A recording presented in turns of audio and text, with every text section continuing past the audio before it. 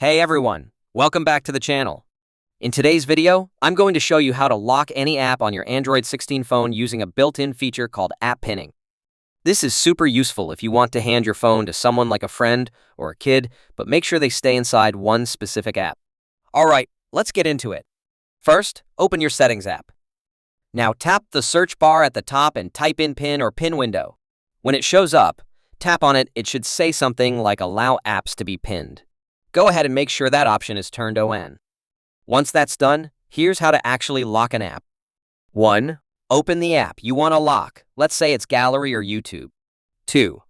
Swipe up to open the Recents view where you see your open apps. 3. Tap the app icon at the top of the app preview. 4. Then select Pin this app.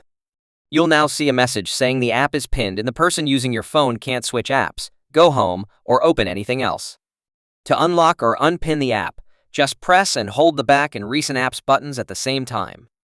Once unpinned, you're back to normal and free to use the phone as usual. And that's it. A quick, easy way to lock any app without installing anything extra. If this helped you, don't forget to like this video and subscribe for more useful Android tips. Thanks for watching, and I'll see you in the next one.